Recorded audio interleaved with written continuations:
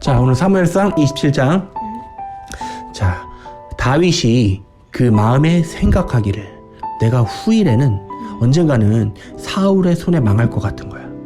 그래서 얘가 계속 이스라엘 땅에 있으면 죽을 것 같으니까 어디로 도망을 가냐면 블레셋 사람의 땅으로 피하여 들어가는 것이 상책이로다. 자, 다윗이 지금 자기를 쫓는 자가 있어. 누가 지금 계속 죽이려고 쫓아다녀? 사울 왕이. 그치. 심지어는 바로 자기가 죽일 수 있는데 굴 속에서 응가하고 있는데 뒤에서 옷자락 잘랐지, 그치? 기억나지?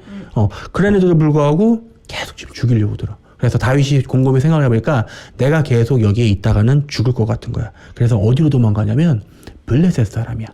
잠깐만, 블레셋은 이스라엘의 친구야, 적이야? 그치? 지금 다윗이 이해가 안 되는 행동을 하는 거야. 어디로 가는 거야? 블레셋으로. 이스라엘의 적. 얼마 전에 그 기억나? 다윗이 그 사울왕이 자기 딸 줄 테니까 못 잘라오라고 그랬어?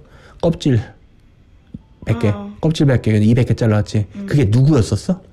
걔네가 블레셋 사람들이었어. 그러면 지금 다윗이 가는 방향이 어디냐면은 적이야. 이게 우리는 그냥 갔나 보다. 이런 문제가 아니야.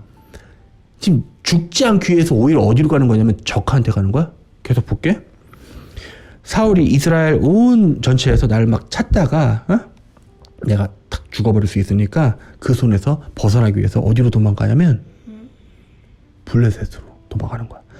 근데 이거 예전에 한번 그런 적 있었지. 그때는 이제 글로 작정하고 들어간 게 아니라 도망 다니다가 그 아마 시글락일 거야. 그쪽에서 그 왕한테 살아남기 위해서 죽은 척했던, 아니 미친 척했던 거고, 지금 이건 아예 그냥 다윗이 살아남기 위해서 어디로 가는 거야? 아예 그냥 거기 가는 거야, 살려고. 그래서 2절, 일어나 함께 있는 600인으로 더불어. 지금 이제 다윗의 군대라기보다는 그냥 도망자 무리 정도가 600명 정도 되는데 어디로 가냐면 가드왕 마옥의 아들 아기스라는 사람한테로 도망가는 거야.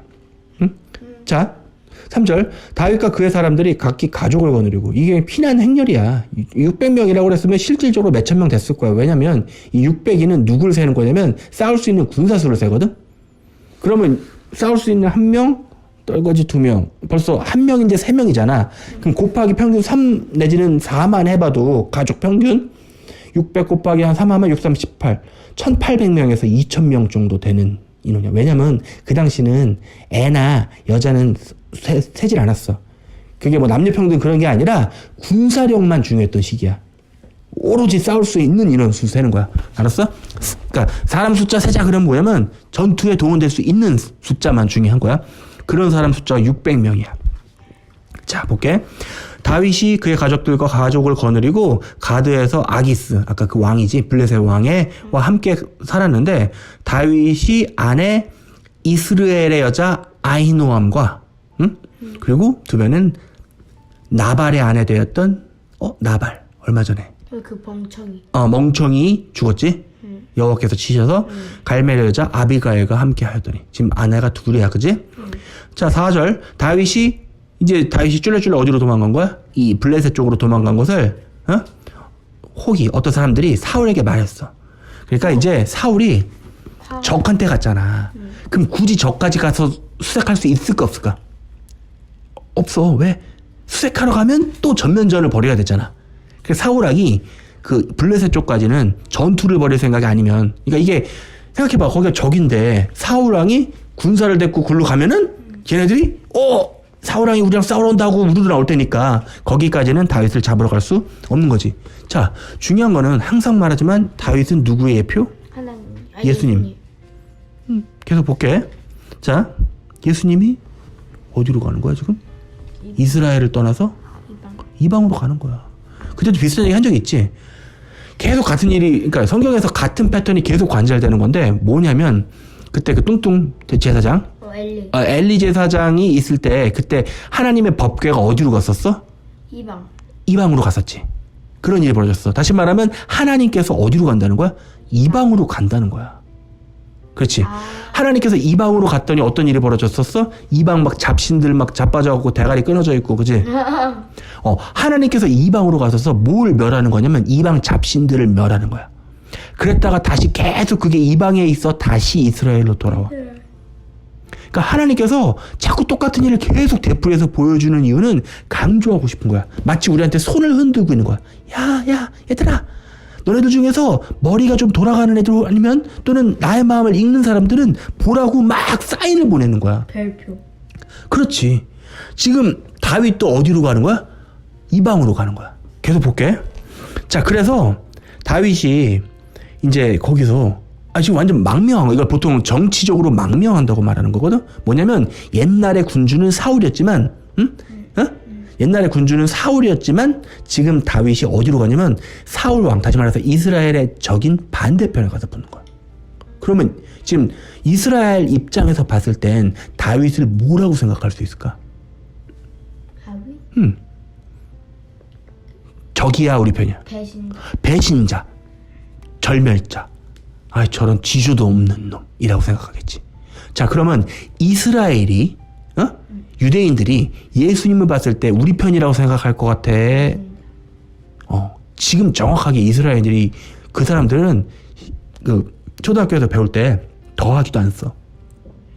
더하기라는 이 기호를 안 쓴다니까. 왜냐면 더하기 보면 뭐가 생각나? 더하기 자체가 십자가라서 진짜야. 걔네들 이스라엘 얘네들 유대인들 있잖아. 정통파 유대인 이런 애들은 예수님이라면 이를 가라. 아니 왜 이제? 설명을 해줄게. 왜 그러면 왜 그들이 이렇게 예수님이라면 이를 가는지.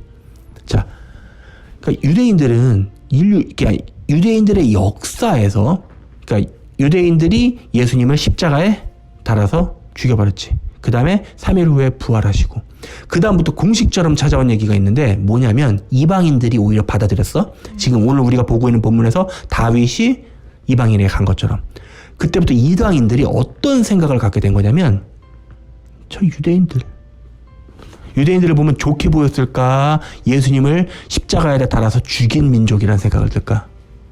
죽인 민족? 그래서 어떤 일이 벌어지냐면 그 당시에 뒤에 바톤을 이어받은 교회, 그 당시 실질적인 카톨릭이 거의 대부분이었는데 이 카톨릭들은 유대인만 보이면 잡아 죽였어. 찬송가 부르면서 화형시키고 말이야. 화형? 유대인 잡아다가 십자가에 매달아 죽이고 화형이 뭐야? 화형이 불태워 죽이는 거야. 불 붙여서 죽이는 거야. 인간이 아마 죽을 때 가장 고통스러운 것 중에 하나가 이 화형이래. 왜냐면 자기 살이 타들어가는 고통을 그대로 느끼면서 바로 직사하는 게 제일 좋은 거야. 근데 이 화형은 왜 안 좋으냐면 자기가 살이 타면서 이 감각들이 계속 살아있는 채로 꽤나 오랜 시간 동안 그 고통을 느끼다가 죽게 된대. 그래서 화형을 당할 때도 그나마 자비로 누가 화살 같은 걸 쏴서 한 방에 직사시켜주면 고마운 거야. 그거보다 더 잔인한 게 뭐냐면 십자가형이야.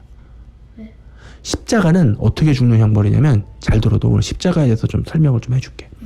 십자가는 고대 로마가 정치범만 사용시키던 방법이었어. 정치범은 소위 말해서 가장 악질로 보는 거야.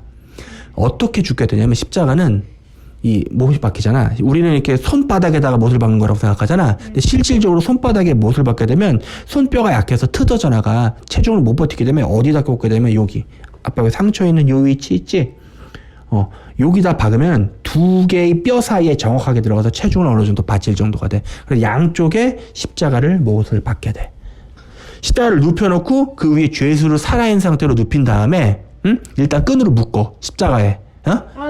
그 다음에 여기다가 박고 여기다 박어. 그 다음에 두 발을 밑에 지지할 수 있는 받침대 같은 걸 하나 갖다 놓은 상태로 두 발을 포개어서 역시 두 발에 여기 이 정강이뼈 이렇게 지나가거든. 그 사이를 관통시켜서 박아놓게 돼. 그럼 문제는 이 출혈이 그렇게 거대하진 않아. 그렇게 해서 십자가를 구덩을 빨고 이게 이렇게 세면 이게 쿵 들어가 버리거든. 아프겠지. 엄청 아프겠지? 근데 그 아픈 게 문제가 아니야. 십자가는 왜 고통스러운 이거냐면, 십자가에 매달리게 되면, 팔 아파 죽겠다. 이렇게 죽는 게 아니라, 숨을 못 쉬어. 몸이 체중에 의해서 축 처지거든? 그럼 이 횡격막이 이렇게 눌려서 숨을 쉴 수가 없어. 이렇게 돼 있단 말이야. 그러면 이 사람이 본능적으로 숨을 못 쉬면 숨을 쉬고 싶어. 그럼 아픈 게 중요한 게 아니거든? 숨 못 쉬는 고통이 더 심해. 그래서 온힘을 다해서 끌어올려서 횡격막을 어느 정도 확보한 상태에서 하고 또 툭 떨어지는 거야. 그거를 몇 시간을 해야 되는 거냐면 죽을 때까지. 5시간, 6시간까지. 지옥 같은 고통을 5시간, 6시간까지 고통을 느끼는 거야. 그래서 고대 로마에서는 자비의 일격이라고 그래서 그 사람들 이 정강이뼈를 망치로 부셔서 살아야지로 거기가 부서지면 다시 올라올 수가 없거든. 그래서 금방 그냥 숨 모셔서 죽는 방법을 택해주는 게 오히려 자비의 일격이었어. 근데 말이야, 예수님께서는 그 성경을 성취시키기 위해서 뼈가 하나도 부러지면 안 되거든. 왜냐면 그 예언이 있어. 그 어떤 뼈도 부러지지 않아서 자비의 일격을 때리러 갔는데 이미 죽어 계신 거야. 그러니까 거꾸로 말하면 자비의 일격을 맞지도 못하고 예수님께서는 십자가 위에서 그 극한의 고통을 숨을 생각해봐. 숨 못 쉬어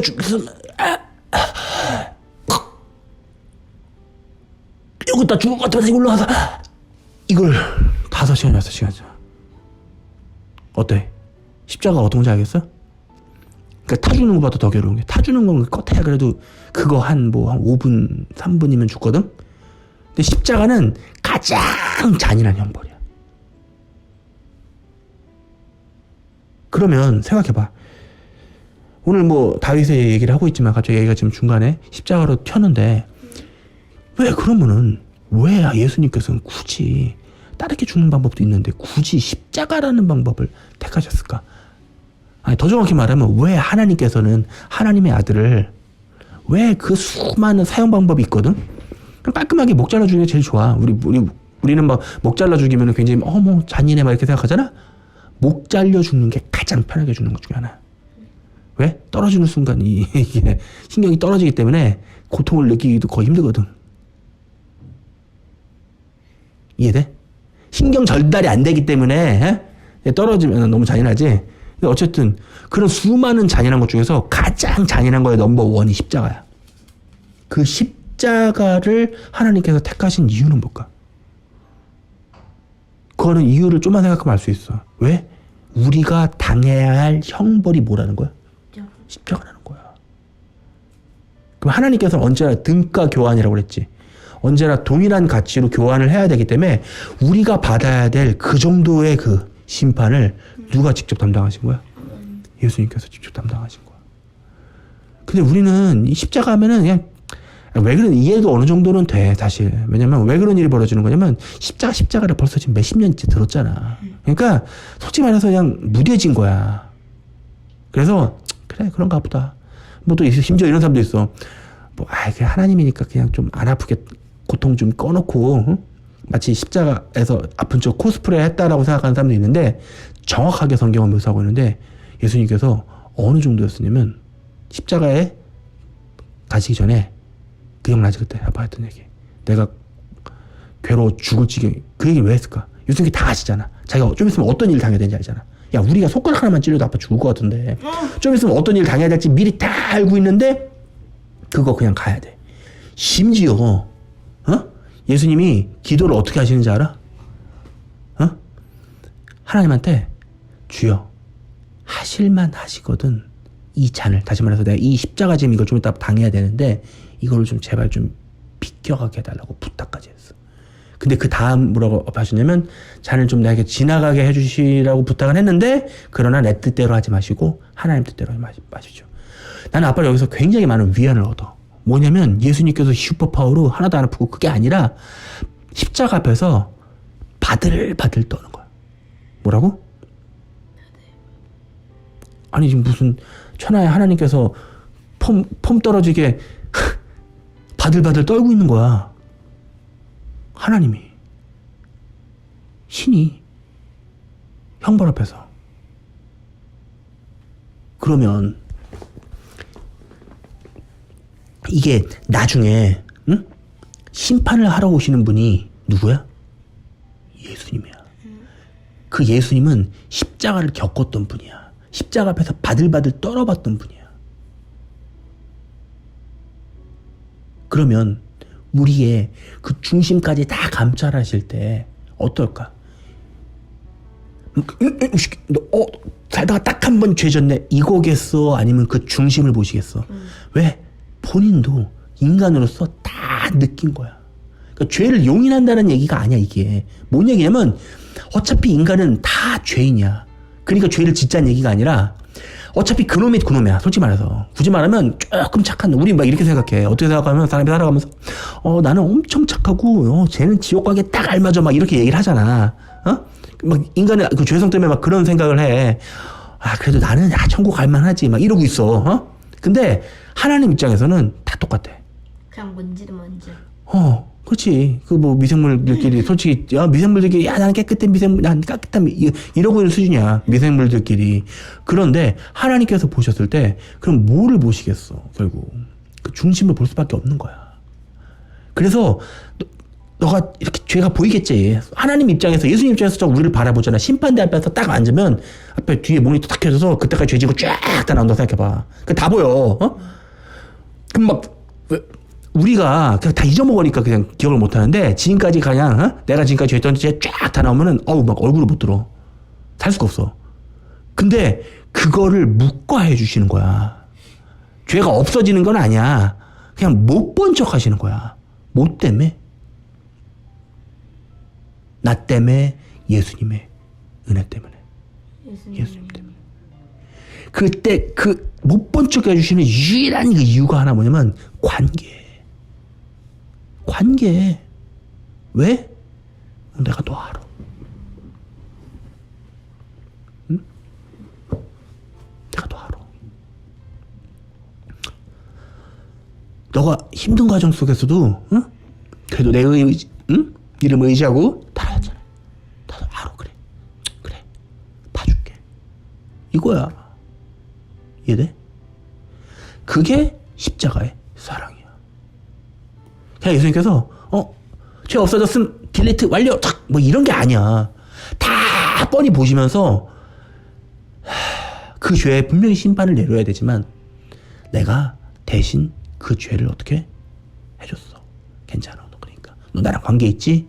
내가 너한테 이미 죄 해결해줬어. 일로 와. 괜찮아. 내가 봐줄게. 이게 십자가의 사랑이야. 알겠어? 다시 돌아올게. 갑자기 왜 십자가로 빠졌지?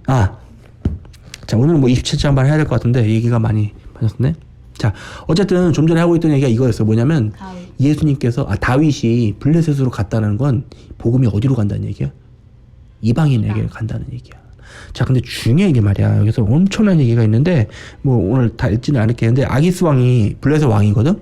이 아기스 왕이 착각을 해. 뭐라고 착각을 하냐면 다윗이 완전히 내 편이라고. 근데 실질적으로 다윗이 어떻게 하는지 알아? 여기서 계속 어떻게 하냐면 실질적으로 블레셋을 위해서 싸우는 게 아니라 거기에서 이스라엘의 편에서 싸워. 뭐라고? 다윗이 지금 블레셋으로 넘어갔는데도 불구하고 뭘 하고 있냐면 그 아기스 왕, 다시 말해서 블레셋 왕, 지금 자기 현재 다윗의 보스 몰래 무슨 짓을 하고 다니냐면 몰래 이스라엘 편에 일을 하고 있단 말이야. 자, 그러면은 오늘 우리가 이걸 통해서 뭘 알 수 있는 거냐면 아까 분명히 하나님께서는 복음을 어디로 보냈어? 이방으로 보냈어. 그럼 이 이방 사람들이 예수님을 바라볼 때 뭐라고 생각하는지 알아? 어떤 착각을 하면 아기스 왕이랑 똑같은 착각을 하는 거야. 뭐라고 착각을 하냐면 예수님이 이제는 이스라엘 버렸어라고 얘기하는 거야. 그리고 이제 완벽하게 우리 편에 되었어. 그런데 복음이 이방으로 갔지만 여전히 이 다윗 왕은 누구 편이야? 이스라엘의 편이듯이 여전히 예수님께서는 누구를 위해서 일하시는 거야? 이방에 와 있지만 누구를 위해서 일하시냐면 다시 유대로 돌아갈 날을 기다리고 있는 거야. 우리가 거의 마지막 세대 아니면 그 예언이 성취되는 시대에 살고 있어. 왜 그러냐면 지금까지 복음이 이방으로 와서 이방인들이 그렇게 유대인을 잡아 죽이면서도 하나님 예언이 다 성취돼서 이스라엘이 회복됐고 없던 나라가 생겼고 그 나라가 지금 이렇게 부강해져가지고 지금 우리 앞에서 성경을 다 성취시키고 있는 사이야. 지금도 정신없는 사람들이 뭐라고 얘기를 하냐면 하나님께서는 유대인을 버렸다고 그래. 하나님 유대인 버린 적 없어. 하나님께서 성경에 뭐라고 말씀하시잖아? 응? 잘 들어봐. 여인이 어찌 그 배 아파서 난 자식을 잊겠으며.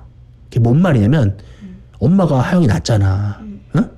이게 아빠가 하영이에 대한 사랑보다 어떻게 보면 엄마의 하영이에 대한 사랑이 더 클 수밖에 없어. 왜냐면 배 아파서 낳거든.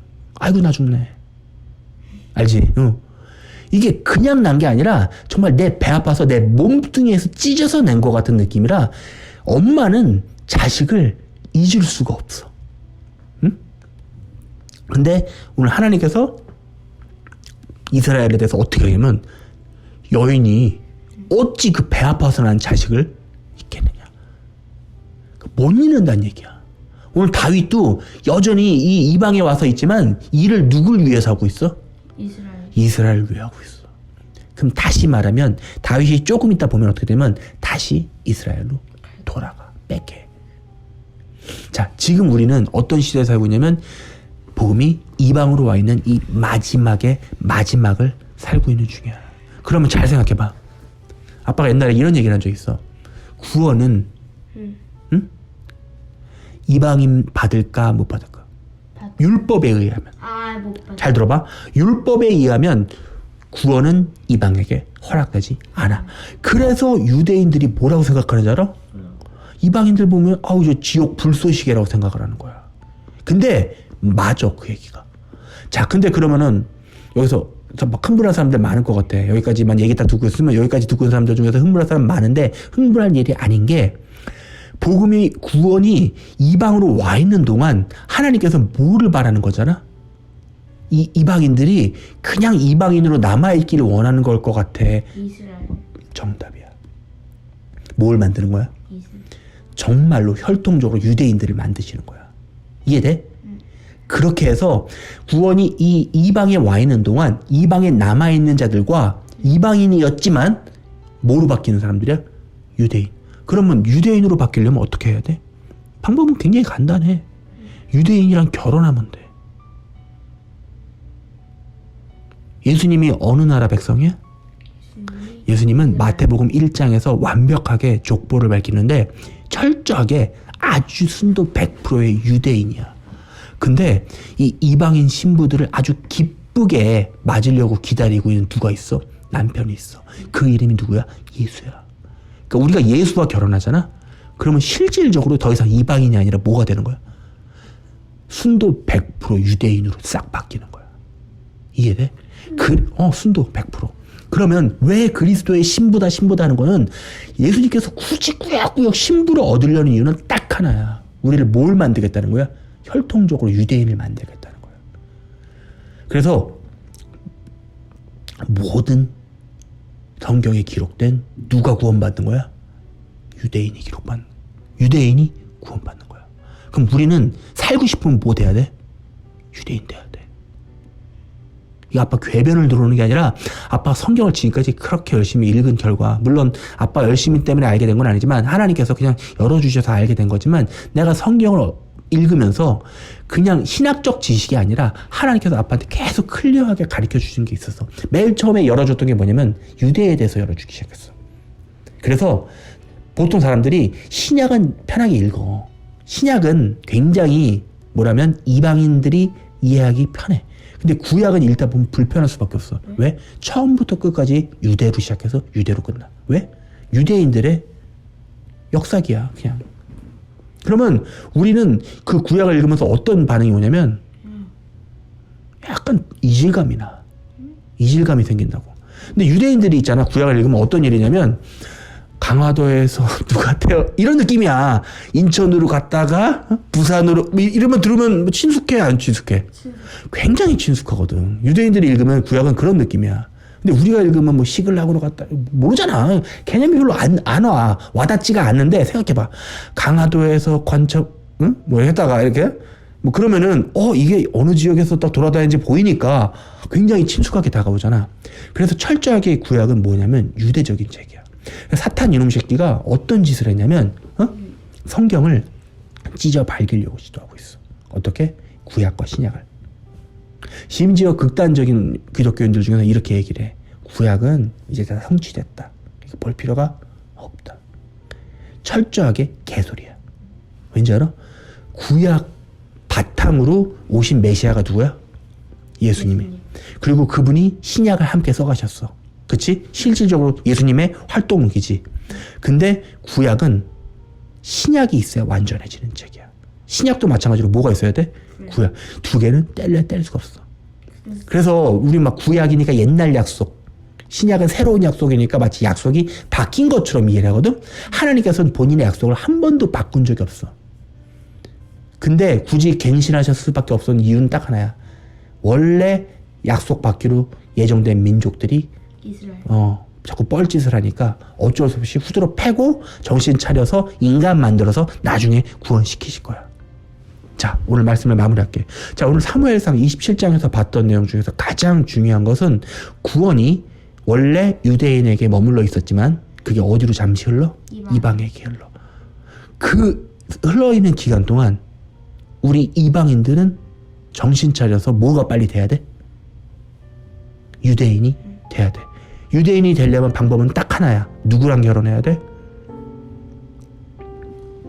예수님. 그렇지. 혈통적으로 완벽한 유대인 남편을 얻으면 신분 세탁이 되는 거야. 과거 이방인, 그러나 지금은 뭐? 이스라엘. 그렇지. 우리 지난 시간에서 나발 아내였던 아비가일이 딱 그렇게 신분 세탁을 했지? 전 남편 누구였어? 나발이란 멍충이를 바보 멍충이를 남편으로 얻고 있었지만 신분 세탁을 했어. 누구야? 다윗. 근데 다윗은 잠시 후 누가 될 인물이야?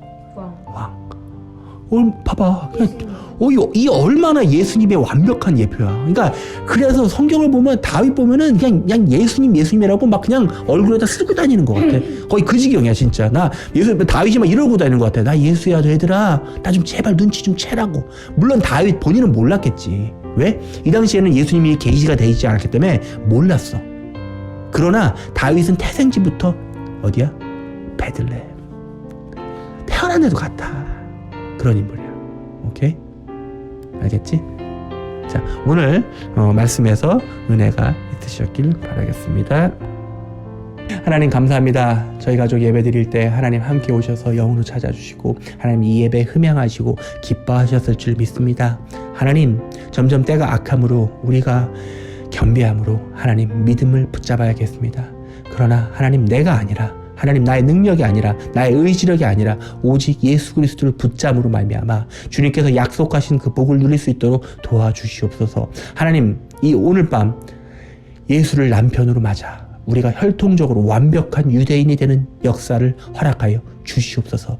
그리하여서 주께서 구원을 유다에게 베푸실 때 그때 그 온전한 구원이 오직 유대인들에게만 임할 것입니다. 예수 그리스도의 이름으로 기도했습니다. 아멘.